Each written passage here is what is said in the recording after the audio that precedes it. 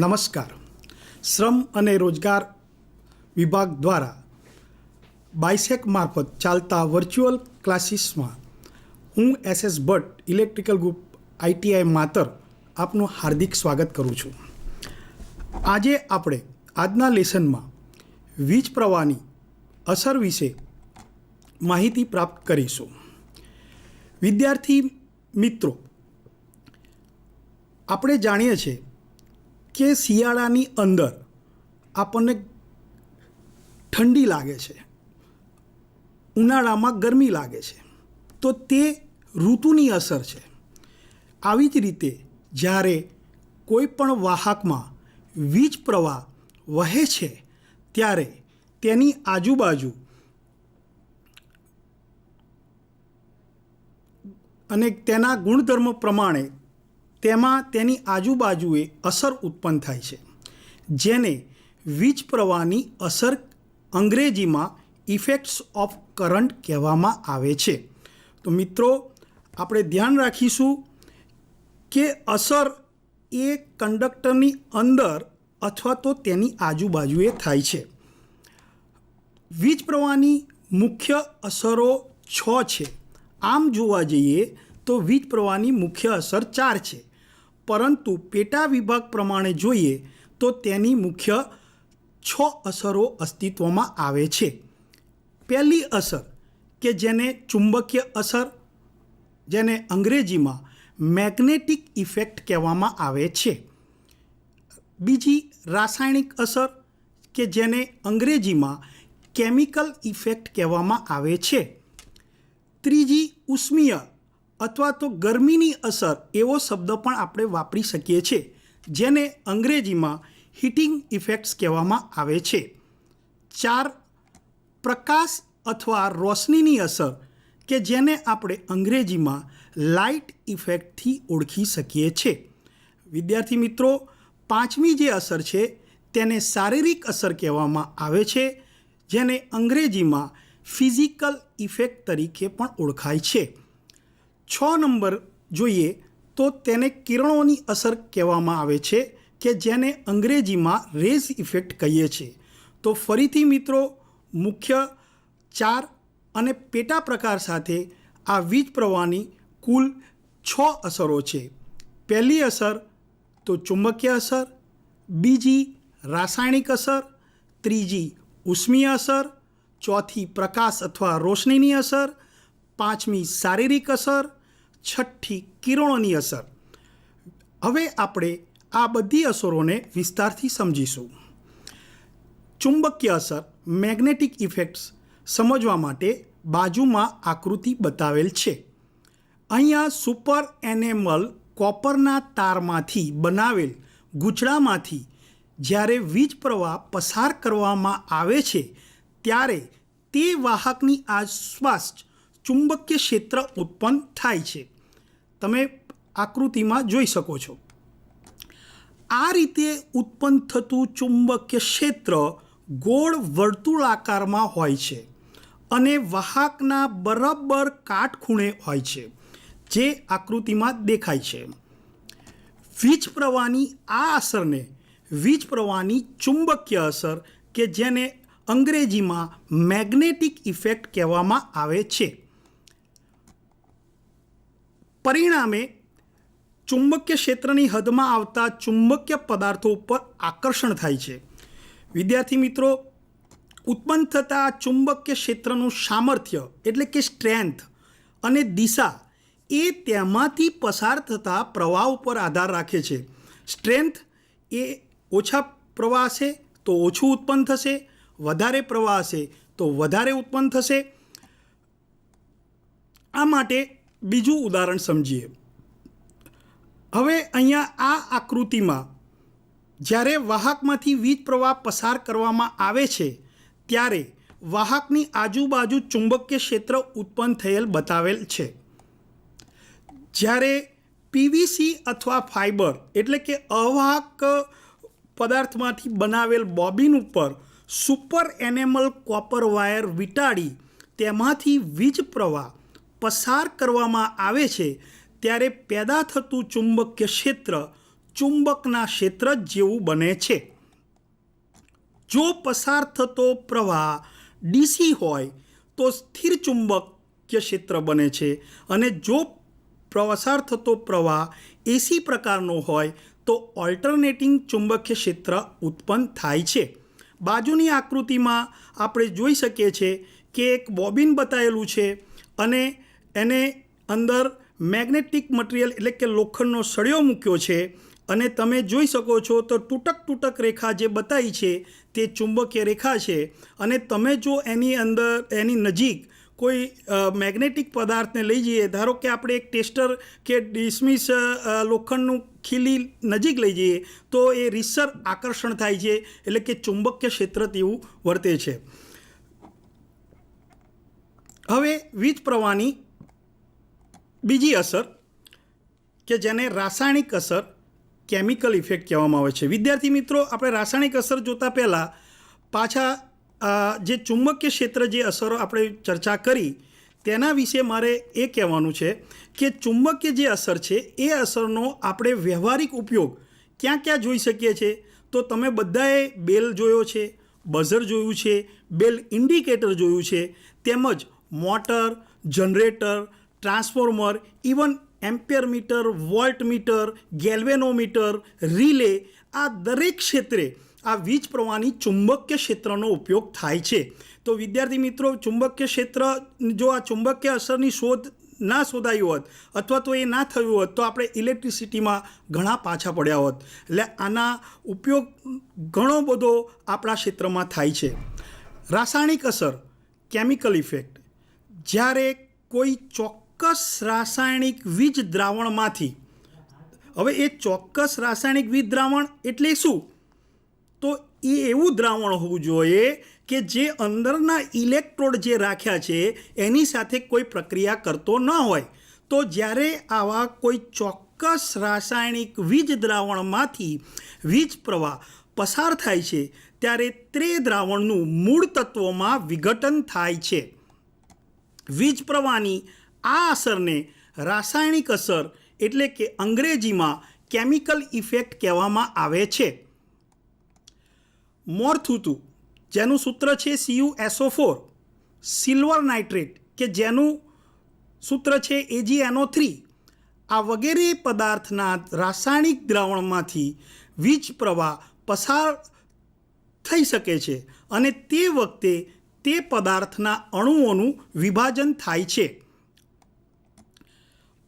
Positive ion, જે તત્વનો positive ion છે તે નેગેટિવ ઇલેક્ટ્રોડ તરફ અને નેગેટિવ આયન જે છે તે પોઝિટિવ ઇલેક્ટ્રોડ તરફ જાય છે, જેને વીજ પ્રવાહની રાસાયણિક અસર કહેવામાં આવે છે.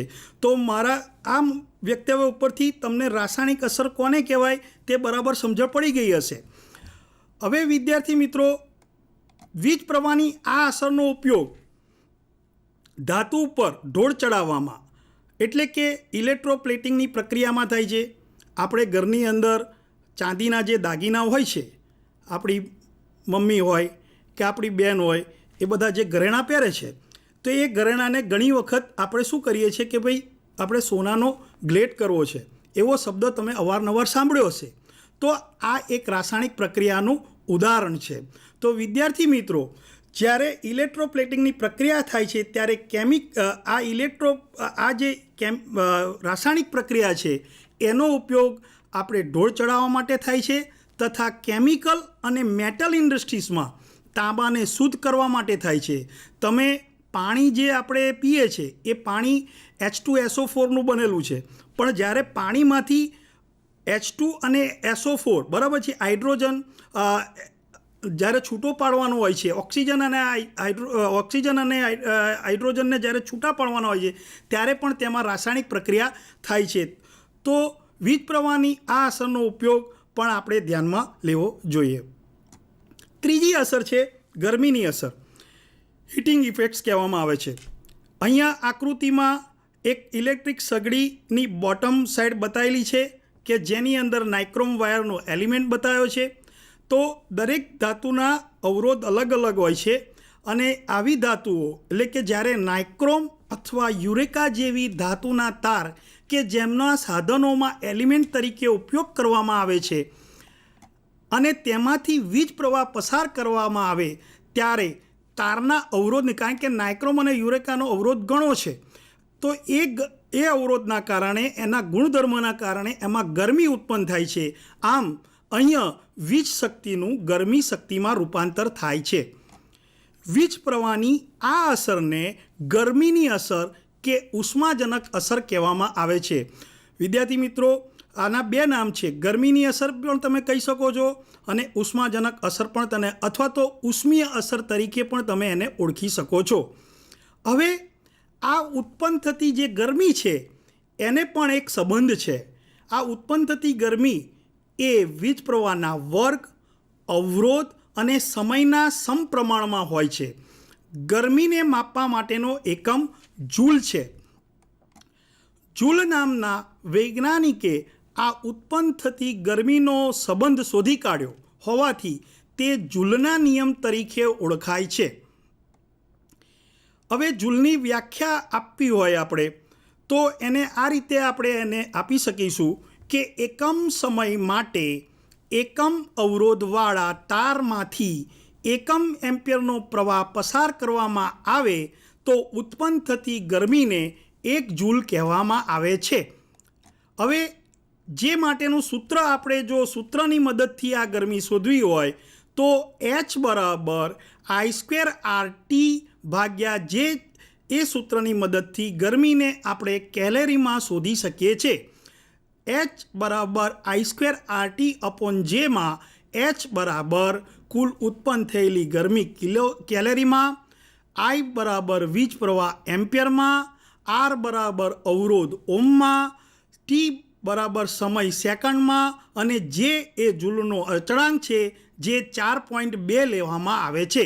તો વિદ્યાર્થી મિત્રો, આ સૂત્રના આધારે ઘણા બધા એક્ઝામ્પલ પૂછાય છે. તમને આમાં એ જુઓ તો 5 પરિમાણ છે, એમાંથી કોઈ પણ એક પરિમાણ ના આપ્યું હોય તો જે પરિમાણને શોધવાનો છે તેને કરતા બનાવીને આપણે આના ઘણા બધા એક્ઝામ્પલ સોલ્યુશન કરી શકીએ છીએ. પછીના લેસનમાં એના એક્ઝામ્પલ વિશે જોઈશું. હવે આ વીજ પ્રવાહની ગરમીની અસર તમે બધાએ જોયેલી છે. તો એ ક્યાં જોઈ હશે? તો તમે બધા ઘરમાં ઇસ્ત્રી વાપરો છો, રૂમ હીટર પણ વાપરો છો, ઇમર્શન ટાઈપ એટલે કે ડોલની અંદર આપણે જે પાણી ગરમ કરવા માટે હીટર મૂકીએ છીએ તે ઇમર્શન ટાઈપ હીટર પણ તમે વાપરો છો. કેટલી ઇલેક્ટ્રિક કેટલી પણ તમે જોઈ હશે. ટોસ્ટર સેન્ડવિચ ખાતા હશે બધા, તો ટોસ્ટર સેન્ડવિચનું જે ટોસ્ટર છે તે, fuse, bathroom water heater, hot plate વગેરે જેવા ઘરગથ્થુ ઉપયોગી સાધનોમાં આ વીજ પ્રવાહની ગરમીની અસર જોવા મળે છે. હવે રોશનીની અસર, કે જેને પ્રકાશીય અસર એવી રીતે પણ આપણે ઓળખી શકીએ છીએ, જેને અંગ્રેજીમાં લાઇટ ઇફેક્ટ કહેવામાં આવે છે. વિદ્યાર્થી મિત્રો, બાજુની આકૃતિમાં અહીંયા એક લેમ્પને સપ્લાય સાથે જોડેલ બતાવેલ છે. હવે ટંગસ્ટન, કાર્બન વગેરે ધાતુના તારમાંથી વીજ પ્રવાહને જો આપણે વહેવડાવીએ તો આ ટંગસ્ટન જે છે ધાતુ છે, કાર્બન જે ધાતુ છે તેનો ઘણો બધો અવરોધ હોવાથી ગરમી ઉત્પન્ન થાય છે. અને આ ધાતુને એક પોતાનો ખાસ ગુણધર્મો હોવાથી છેવટે તેનું પ્રકાશમાં રૂપાંતર થાય છે. આમ અહીંયા વીજ પ્રવાહનું પ્રકાશ્ય શક્તિમાં રૂપાંતર થાય છે. તેથી આને રોશનીની અસર અથવા તો પ્રકાશ્ય અસર કહેવામાં આવે છે. જે મૂળ જોવા જઈએ તો ગરમીની અસર જ છે. એટલા માટે જ મેં સ્ટાર્ટિંગમાં તમને કીધેલું કે મૂળ કેટલી છે? ગરમીની અસર 4 છે. પરંતુ આ વીજ પ્રવાહની મૂળ અસરો 4 છે, પણ ગરમીની અસરનો જો પેટા વિભાગ કરીએ તો આપણને આ પ્રકાશીય અસર અસ્તિત્વમાં આવે છે. આ અસરનો ઉપયોગ electric bulb, tube light, arc lamp, mercury vapour lamp વગેરેમાં જોવા મળે છે. શારીરિક અસર, ફિઝિકલ ઇફેક્ટ, શબ્દ ઉપરથી ખબર પડે છે કે આને શરીર સાથે સંબંધ છે. હવે શરીર સાથે સપ્લાય આપવામાં આવે છે એટલે એને શારીરિક અસર કહેવામાં આવે છે. પણ વિદ્યાર્થી મિત્રો, આપણે જાણીએ છીએ કે કોઈ પણ વ્યક્તિ ભૂલથી વીજળીના વાયરને અડકી જાય તો તે તેનો ભોગ બની જાય છે. એટલું જ નહીં, પણ તેનું મૃત્યુ પણ થઈ શકે છે. એટલે આ અસર જ્યારે આપણે ઉપયોગમાં લઈએ છીએ ત્યારે અમુક નિશ્ચિત પ્રમાણમાં, ધ્યાન આપજો, નિશ્ચિત પ્રમાણમાં ઇલેક્ટ્રિક શોક જો મનુષ્યને આપવામાં આવે તો માનસિક રોગ તથા લકવાના દર્દીઓના જ્ઞાન તત્વો સતેજ કરી શકાય છે. તેથી તબીબી ક્ષેત્રે વીજળીની શારીરિક અસરનો વિશાળ ઉપયોગ થાય છે. વિદ્યાર્થી મિત્રો, આપણા ઘરમાં અથવા તો આપણા સગા સંબંધીમાં અથવા તો તમે આજુબાજુમાં તમે જોયું હશે કે કોઈને આવી કંઈક બીમારી હોય ત્યારે એને ઇવન તમે પિક્ચરોમાં પણ જોયું હશે કે ઇલેક્ટ્રિક શોક આપવામાં આવે છે એને જીવતો કરવા માટે, અથવા તો એનો જે ભાગને કંઈક ખામી થઈ છે એના માટે ઇલેક્ટ્રિક સપ્લાય પણ આપવામાં આવે છે. તો ઇલેક્ટ્રિક સપ્લાય કોને આપ્યો? તો કે ભાઈ શારીરિક એટલે કે બોડીને, માણસની બોડીને આપ્યો હોવાથી આ અસરને આપણે શારીરિક ઇફેક્ટ તરીકે ઓળખી શકીએ છીએ. કિરણોની અસર, રેઝ ઇફેક્ટ. હવે આમ જોવા જાઓ તો આ શારીરિક અસરની એક પેટા અસર છે. હવે અહીંયા કારણ કે કિરણ જે ઉત્પન્ન કરીએ છીએ, વીજ પ્રવાહ દ્વારા જે કિરણો અહીંયા ઉત્પન્ન કરીએ છીએ તે કિરણોનો ઉપયોગ શરીરમાં જ થાય છે. એટલા માટે શારીરિક અસરની પેટા અસર આને કહી શકીશું. હવે એની વ્યાખ્યા જોઈએ તો શૂન્ય અવકાશ ટ્યુબમાંથી હાઈ વોલ્ટેજ વીજ પ્રવાહ પસાર કરવામાં આવે તો ત્યાં એક વિશેષ કિરણો ઉત્પન્ન થાય છે જેને એક્સરે કહેવામાં આવે છે. આપણે બધા ઘણી વખત બોલીએ છીએ કે ભાઈ આજે એક્સરે પડાવવાનો છે, બરાબર છે, કારણ કે આપણા ઘરમાં કોઈને ફ્રેક્ચર થયું હોય અથવા તો આજુબાજુમાં કોઈને બી હાડકું ભાગે તો પહેલાં પહેલું એમ કે ભાઈ એક્સરે પડાયો. તો આ એક્સરે શું છે? તો આ એક્સરે એ વીજ પ્રવાહની કિરણોની અસરનો એક ભાગ છે. આ એક્સરે કિરણોનો હોસ્પિટલની અંદર માનવીના શરીરના અંદરના ભાગોનો અભ્યાસ કરવા માટે ઉપયોગ થાય છે. આ અસર મૂળ શારીરિક અસર જ છે. આજના આ લેસનમાં આપણે સારાંશ જોઈએ તો વીજ પ્રવાહની અસર લેસનમાં આપણે વીજ પ્રવાહ, મુખ્ય અસર અને તેના ઉપયોગ વિશે વિસ્તારથી માહિતી પ્રાપ્ત કરી. જેમ કે ચુંબકીય અસર કે જેનો ઉપયોગ electric bell, buzzer, bell indicator, telephone, electromagnet, motor, generator, amperemeter, voltmeter, galvanometer, relay વગેરે સાધનોમાં થાય છે. રાસાયણિક અસર કે જેનો ઉપયોગ ઇલેક્ટ્રોપ્લેટિંગ પ્રક્રિયામાં તથા તાંબાને શુદ્ધ કરવામાં, ઓક્સિજન તથા ધાતુના ઉત્પાદનમાં થાય છે.